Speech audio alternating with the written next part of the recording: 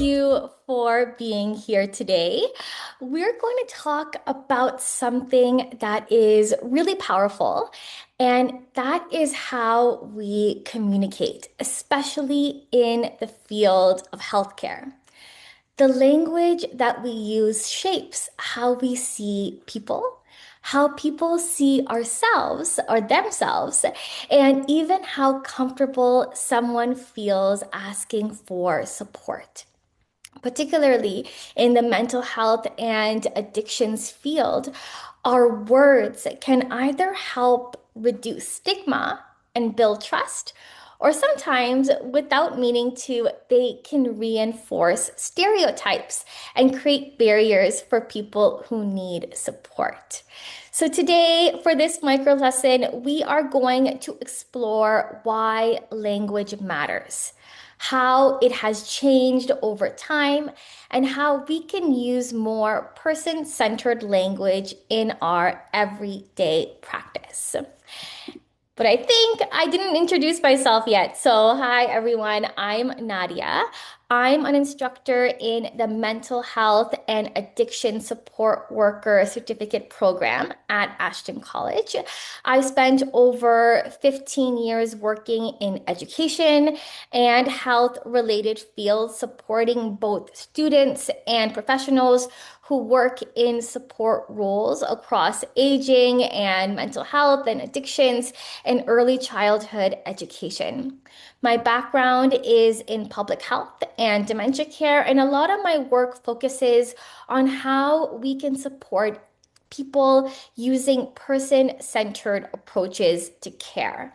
So today, for our session today, we're going to talk about why the language we use in mental health care has evolved and why that matters.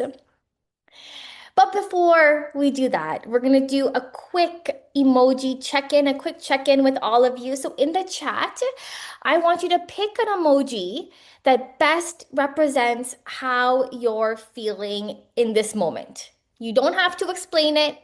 Just scroll through all those emojis and pick which one you most connect with. And I'll open up the chat here.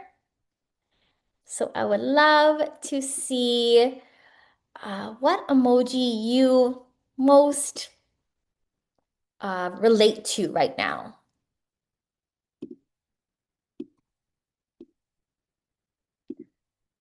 I think I'll put mine in there too. I feel like I'm man,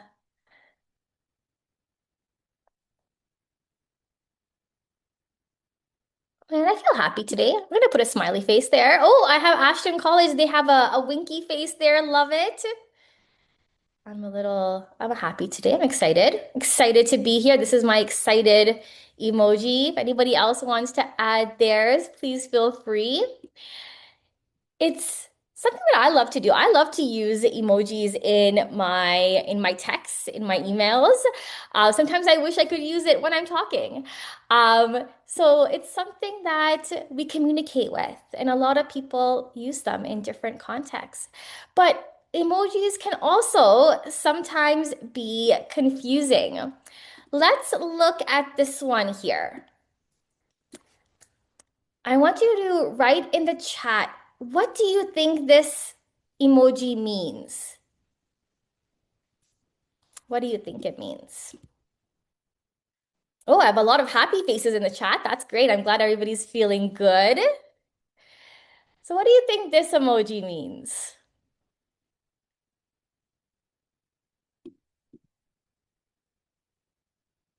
I know when I've asked this question before, some people say it means relief, like phew. Some people have told me it means a little bit of nervousness. So you can see how sometimes emojis can have different meanings in different contexts. And now that I'm thinking about it, you know that upside down smiley face emoji? That might also might mean joking to one person or sarcasm to another. Oh yeah, and I see Some messages in the chat. Yeah, it could mean embarrassed, and it could be phew in some cases. So you can see how there's different ways that we can interpret what we see in emojis. So even when we use emojis or simple expressions, the meanings can still be interpreted differently depending on the person, the context, or the situation. If emojis can be misunderstood, imagine how what we say or how we say it could be too. That's why communication is so important in mental health support. The words that we choose, the tone that we use, and the way that we express ourselves can influence how safe, respected, and understood someone feels. Let's start our session today by looking at the numbers. Mental health is something that affects a large portion of the population. In Canada, about 1 in 5 people will experience a mental health challenge in any given year. Despite this high prevalence, stigma, negative attitudes, and discrimination causes 60% of people to avoid seeking help for fear of being labeled. That means we need to talk about mental health. It is something that affects families, it affects workplaces, it affects schools, it affects communities. Because of this, the way that we talk about mental health matters. Language can either normalize conversations and encourage people to seek help, or it can reinforce stigma and labels. So let's talk about labels a little bit. A label is a word or phrase used to categorize or describe someone, often based on a condition, behavior, or diagnosis. While labels may seem convenient, they can sometimes reduce a person to just one part of their identity. In the mental health care field, the goal is to recognize that a diagnosis is something a person experiences, not something that defines who they are. So let's look at these phrases on the screen here. Have you heard any of these before? Someone saying she's crazy or she's bipolar, he's an addict, or maybe someone describing a person by their behavior, like exit seeker or a problem child, or hearing someone say that person is schizophrenic. We hear phrases like this all the time. But in mental health care, we now know that words are not just words. The language we use shapes how people see themselves, how others treat them, and whether someone feels safe asking for support. Sometimes, without even realizing it, these kinds of words can reinforce stigma.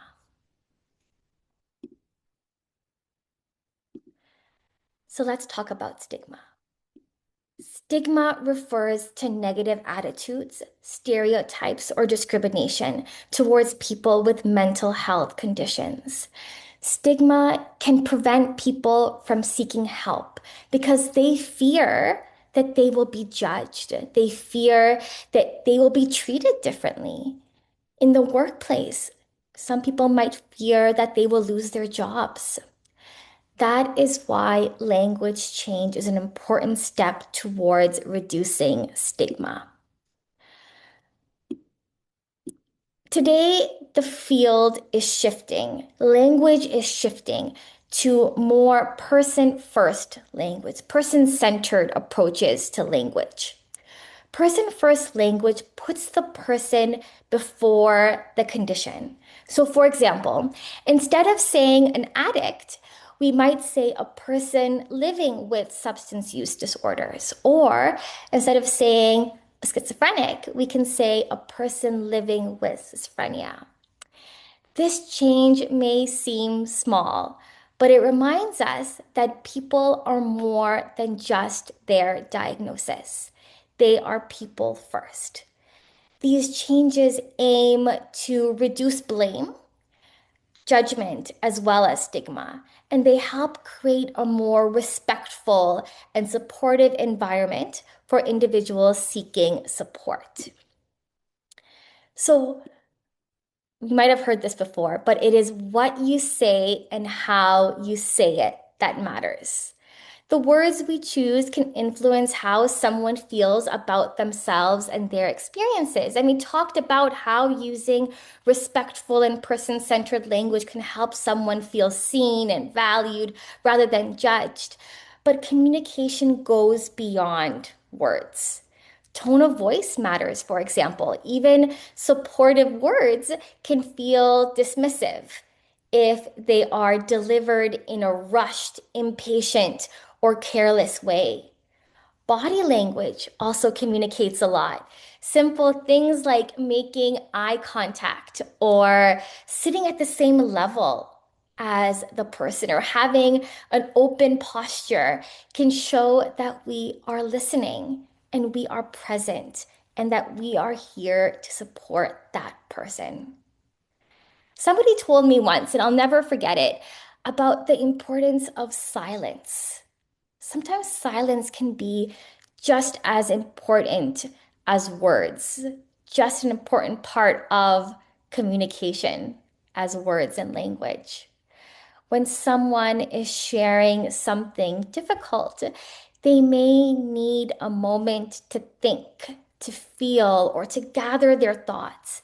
Allowing silence gives people space to process their emotions without feeling rushed or pressured to speak.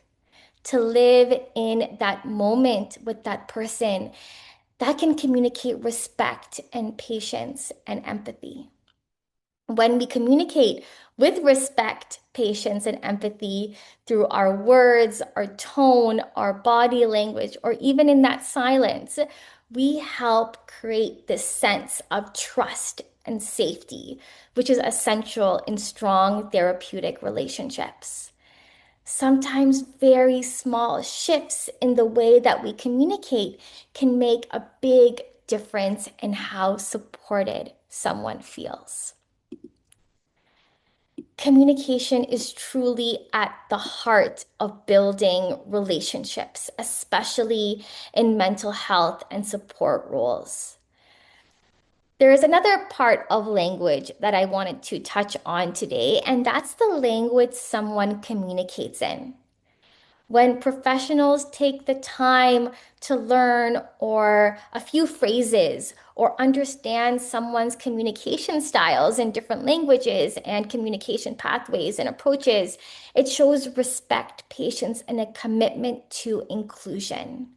It can also make a huge difference in how safe and understood a person feels. Imagine trying to explain how you feel or a want, but no one understands. Even learning a few signs, keywords, or communication methods can help build that trust and strengthen that relationship between support workers and the people that we support. I worked in long-term care for a few years, and we've had many people living with dementia come in to the long-term care home, to the care setting that didn't speak English. And having families put up, pictures and words that us support workers can use or point to really helped with that building of trust and that relationship, especially when language was a barrier. So there is so much that we can really do to support a person through all types of language and communication approaches. So before we get into more about our program, I did want to touch on a few key takeaways from today's micro lesson. Communication matters in mental health support. The words we use can shape how someone feels about themselves and how they are treated by others. Language has power. It can either reinforce stereotypes, it can reinforce stigma, reinforce those labels, or it can promote dignity, respect, and understanding. When we choose our words carefully, we help create a more supportive environment that reduces stigma for the people that we support. This is why person-centered language is so important. It reminds us to see the individual first and not see them as their diagnosis. And the good news is that even small changes in how we communicate, our words, our tone, and our approaches can make a meaningful difference in how supported someone feels. I wanted to touch on a little bit more about the program that I teach at Ashton College. I talk about language a lot in this program, so you might be hearing a little bit more about this if you join in. So, in the mental health and addiction support worker program, students learn how to communicate in ways that are respectful, trauma informed, and recovery focused. Students learn about supportive communication, recovery-oriented care, reducing stigma, and building upon those therapeutic relationships. The program has a strong introduction on mental health and addictions. There's a focus of very practical and industry based, so students learn skills that they can directly apply in support roles. The program is delivered fully online with live interactive classes and recorded sessions.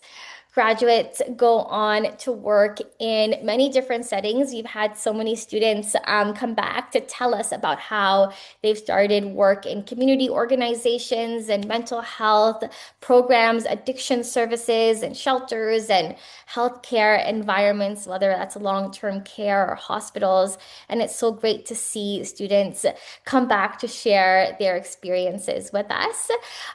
We've also heard from students directly that they've taken on roles in mental health support, addiction support worker roles, and community support worker roles as well.